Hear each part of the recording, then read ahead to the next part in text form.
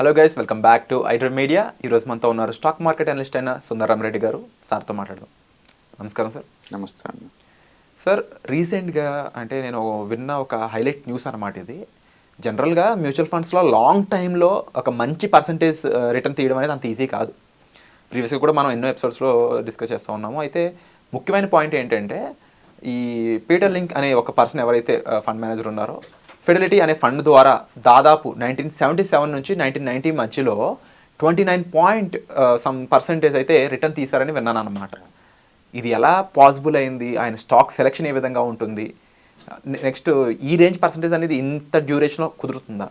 ప్రపంచవ్యాప్తంగా మనం చూసుకున్నట్లయితే హైయెస్ట్ రిటర్న్స్ జనరేట్ చేసిన వాళ్ళలో అంటే మోర్ దెన్ 10 years కనుక మనం చూసుకుంటే అంటే పీటర్ లింజ్ ఆల్మోస్ట్ టాప్ 10లో ఉంటారండి. ఆయన ఫిడెలిటీస్కి ఫండ్ మేనేజర్గా వర్క్ చేశారు. ఆల్మోస్ట్ 29 years వరకు యావరేజ్ రిటర్న్స్ 29%. 29%. అంటే వరల్డ్లోనే టాప్ 10లో ఉంది ఆ పొజిషన్. ఓకే, అంతగా రిటర్న్స్ జనరేట్ చేశారనమాట. అది కూడా very long time, almost 28 years దాకా తీశాడు, జనరేట్ చేశాడు. అందుకని పీటర్ లించ్ మెథడ్స్ చాలా పాపులర్ వరల్డ్ వైడ్గా. ఆయన ఎలా స్టాక్స్ పిక్ చేశాడు, ఎలాంటి ఫండమెంటల్స్ వాడాడు, ఆయన ఫార్ములాస్ ఇప్పటికీ చాలా ఫేమస్ అనమాట. ఆయన ఎక్కువసార్లు తీసుకునే పద్ధతి ఏంటంటే, బిజినెస్ నీకు అర్థం కాకుండా దాంట్లో ఇన్వెస్ట్ చేయొద్దు అంటాడు. ఒక బిజినెస్లో నువ్వు ఇన్వెస్ట్ చేసేటప్పుడు ఆ బిజినెస్ ఏంటో తెలుసుకొని అందులోనే ఇన్వెస్ట్మెంట్ చేయమన్నాడు. It's a common sense investment అనమాట. అందుకని మీరు ఇన్వెస్ట్మెంట్ చేద్దాం అనుకున్నప్పుడు మీకు ఏ కంపెనీస్ అయితే బాగా తెలుసో అవి తీసుకోవటం బెటర్. ఫర్ ఎగ్జాంపుల్, మనం మార్నింగ్ నుంచి ఈవినింగ్ దాకా మనం చూసాం అనుకోండి, యావరేజ్ మీద ఒక మనిషి అనేవాళ్ళు ఒక 200 వస్తువులను వాడుతుంటాం. షూ కావచ్చు, లేదా బట్టలు కావచ్చు, లేదా హెయిర్ ఆయిల్ కావచ్చు, అంటే పేస్ట్ కావచ్చు, సోపులు కావచ్చు, ఫుడ్ కావచ్చు. మన కిచెన్లోకి వెళ్ళి చూసాం అనుకోండి, అక్కడ గ్రైండర్ కనపడతా ఉంటుంది, అండ్ చాలా కనపడతాయి. పసుపు, సాల్ట్, స్టవ్లు, గ్యాస్, ఓకే, ప్రతిదీ అనమాట. నైఫ్స్, ఇవన్నీ. పైన చూసామనుకోండి ఏసీలు, ఫ్యాన్లు, కింద చూసానుకోండి ఫ్రిడ్జ్, కేబుల్స్, స్విచ్స్, ఇవన్నీ పనిపోతుంది. నువ్వు వాడుతున్నావు అంటే అందులో క్వాలిటీ ఉంటేనే వాడుతున్నావు కదా.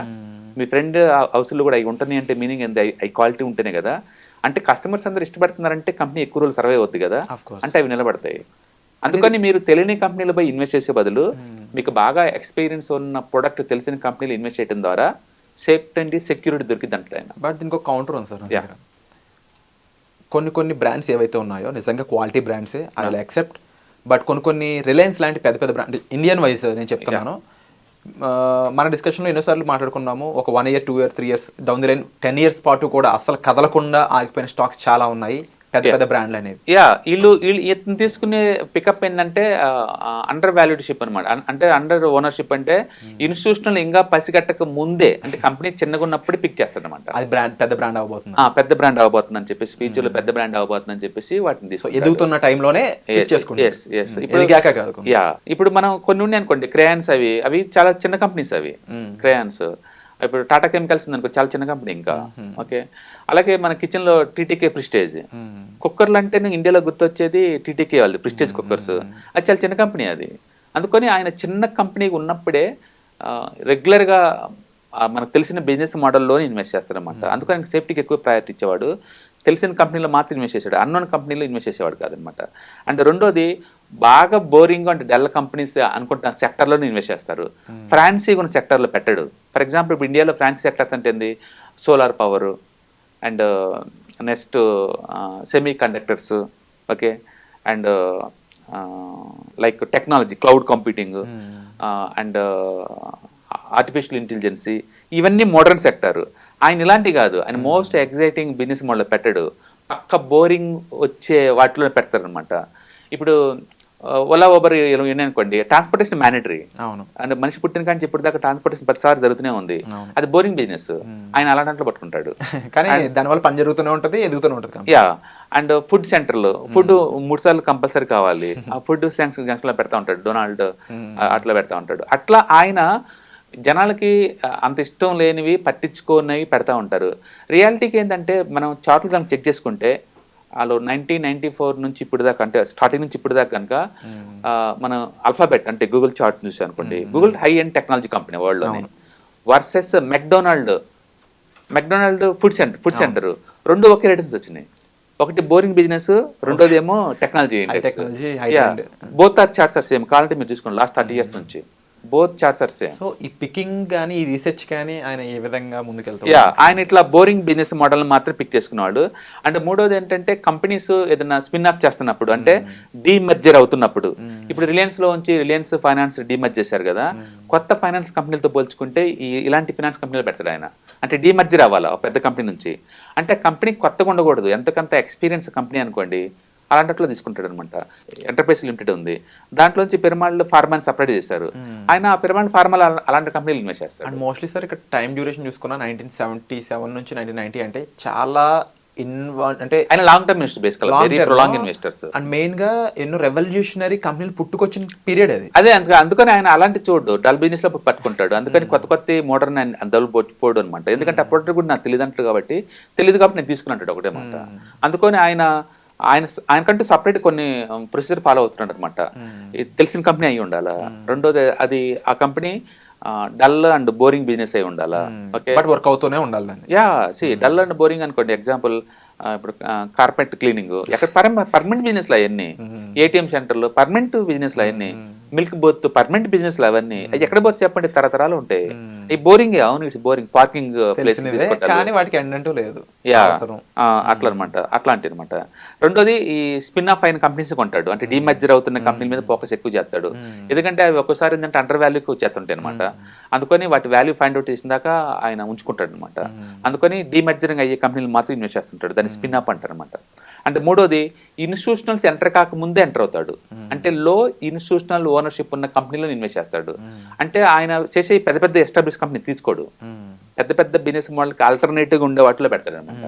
ఓకే, సపోజ్ ఇప్పుడు ఫెవికాల్ ఉందనుకోండి, అది పెద్ద కంపెనీ, కానీ అలాంటి బిజినెస్ ఆపరేట్ చిన్నట్లు పెడతాడు ఆయన. అట్లా ఇంకా తక్కువ పెద్ద పెద్ద ఇన్వెస్టర్స్ ఇంకా కన్నేయక ముందే ఆ చిన్నటిని పిక్ చేస్తారు అనమాట. టెక్నికాలిటీస్ అనేవి ఈ విధంగా. రెండోది నెగిటివ్ రూమర్స్ వచ్చినప్పుడు, ఏదైనా బ్యాడ్ రూమర్స్ వచ్చినప్పుడు, 1-2 క్వార్టర్లీ బ్యాడ్ రిజల్ట్ వచ్చినప్పుడు ఆ టైంలో గుడ్ కంపెనీ బిజినెస్ మోడల్ పెట్టుకుంటాడు. ఎగ్జాంపుల్ నెస్లే అప్పుడు మ్యాగీలో రూమర్స్ వచ్చినప్పుడు సేల్స్ డౌన్ అయినాయి, స్టాక్ ఈజీగా 40% డౌన్ అయింది, అప్పుడు కొంటాడు. అవును, అలాంటి రూమర్స్ అప్పుడు కొంటాడు.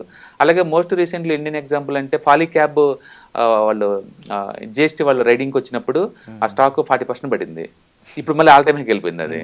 అలా మంచి కంపెనీ బ్యాడ్ రూమర్స్ లో పడిపోయినప్పుడు వాటిని పిక్ చేస్తుంటాడు అనమాట. అట్లా మంచి వాల్యూ ఉన్నప్పుడు ఫైండ్ అవుట్ చేస్తాడు. అండ్ అతను ఏదైనా తీసుకుంటే లేదా హై గ్రోత్ ఉండాలా, కంపెనీ బాగా గ్రోత్ ఉంటేనే తీసుకుంటాడు. ఫర్ ఎగ్జాంపుల్ ఇప్పుడు ఇండియాలో అనుకోండి, అంటే ట్రాన్స్పోర్టేషన్ ఫర్ ఎవర్ డిమాండ్ ఉంటుంది, షిప్ మ్యానుఫ్యాక్చరింగ్ కి ఫర్ ఎవర్ ఉంటుంది.